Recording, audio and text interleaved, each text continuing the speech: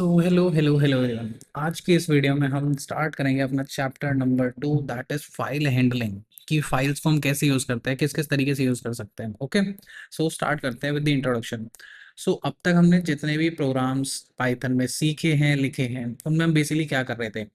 हम input accept करते थे, इनपुट को मैनिपुलेट करते थे, कोई भी कैलकुलेशन या फिर कुछ भी करना हो हमें अकॉर्डिंग टू आवर डिज़ायर, और उसके बाद हम उसका आउटपुट डिस्प्ले कर देते थे। अब आउटपुट जो हमारा अवेलेबल होता है वो सिर्फ तभी तक अवेलेबल होता है जब तक हमारा प्रोग्राम काम करता है।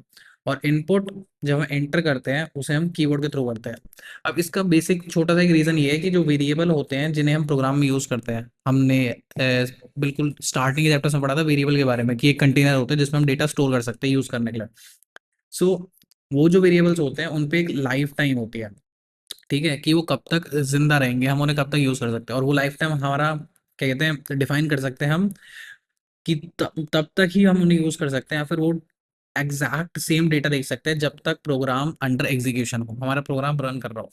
अब ठीक है, अब इसके साथ समझ लो हम एक चीज समझते हैं। समझ लो हम कोई प्रोग्राम बनाए और हम उसे यूज करें, रन करें, एग्जीक्यूट करें। अब उसमें जो भी हम इनपुट एंटर करें और उससे जो भी हमें आउटपुट जनरेट हो, आउटपुट दिखे हमें, अगर हम उसे परमानेंटली स्टोर करना चाहें ताकि हम देख सके ताकि कि कौन से इनपुट में हमें किस टाइप के आउटपुट मिल रहे हैं, ताकि हम उसका लिमिटेशन देख सके अपने प्रोग्राम की।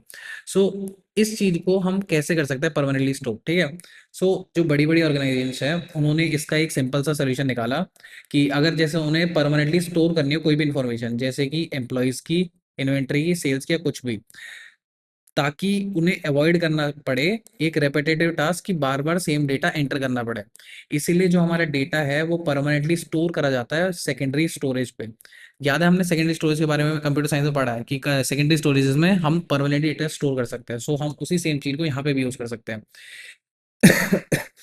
हम जब पाइथन प्रोग्राम लिखते थे एक स्क्रिप्ट मोड में, तो आपने एक चीज नोटिस करी होगी, हम dot P Y extension use करते हैं। ठीक है, ये भी याद रखना।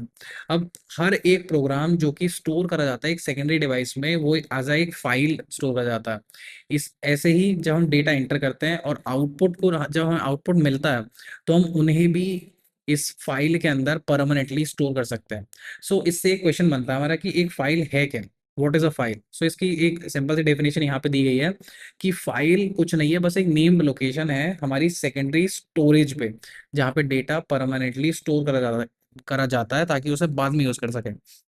जैसे कि हमारा वेरिएबल क्या था, वेरिएबल बेसिकली हमारी एक नेम्ड लोकेशन थी हमारी मेमोरी में, जिसे हम यूज कर सकते हैं टू मैनिपुलेट अ डेटा। उसी तरीके से फाइल भी एक सिमिलर चीज है टू अ वेरिएबल, बट ये स्टोर होती है हमारे, मतलब सॉरी, ये लोकेशन होती है हमारी सेकेंडरी स्टोरेज में, और सेकेंडरी स्टोरेज में डेटा परमानेंटली स्टोर होता है। सो इसके साथ हमें एक ब्रीफ डिस्क्रिप्शन मिल गया, एक इंट्रोडक्शन मिल गया इस चैप्टर का कि हम किस बारे में यूज करेंगे, कैसे यूज कर सकते हैं। ठीक है, सो स्टार्ट करते हैं with this second topic of arts, types of file, कि किस किस टाइप की फाइल हम यूज कर सकते हैं।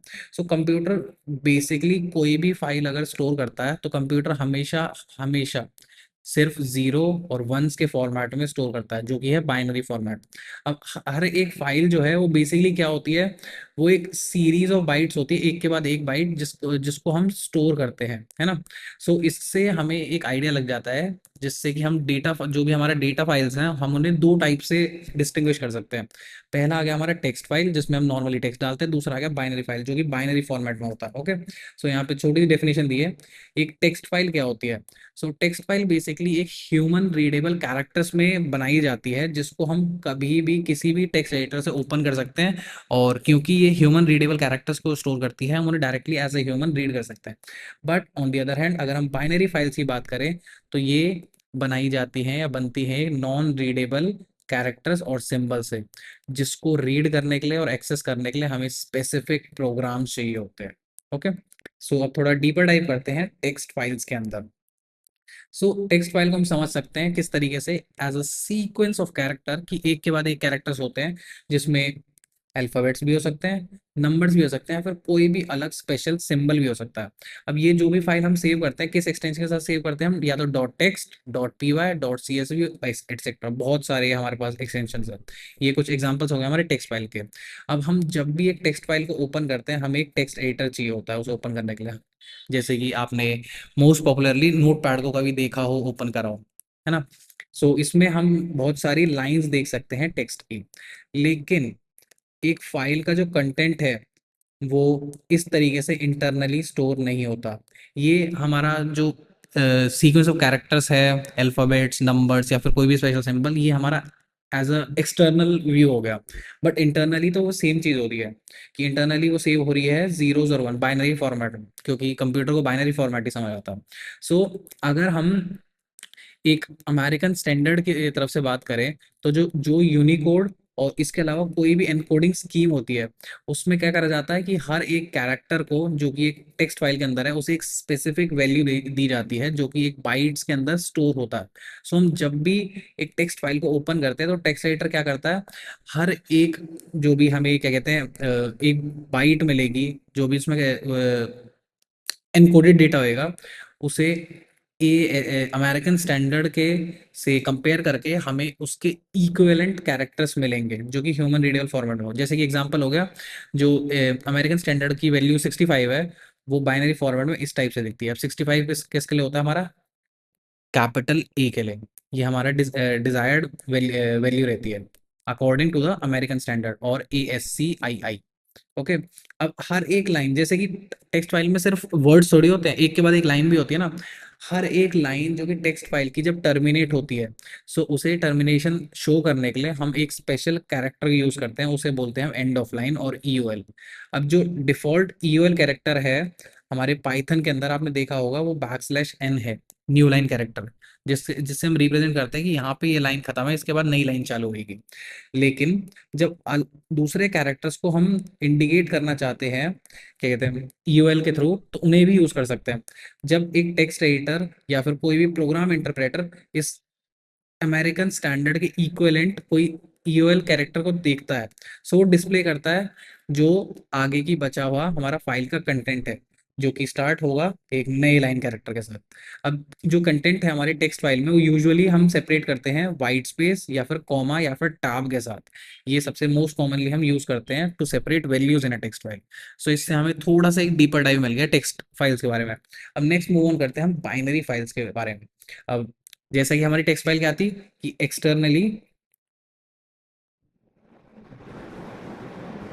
और इंटरनली हमारा जीरोज एंड वंस में स्टोर है वो, है ना।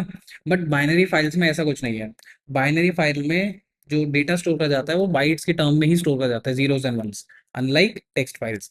बट ये जो बाइट्स हैं ये कोई स्टैंडर्ड को फॉलो नहीं करती शो करने के लिए, रादर वो एक्चुअल कंटेंट दिखाती है, कोई भी इमेज, ऑडियो, वीडियो या कंप्रेस्ड वर्जन ऑफ फाइल या फिर एग्जीक्यूटिव फाइल।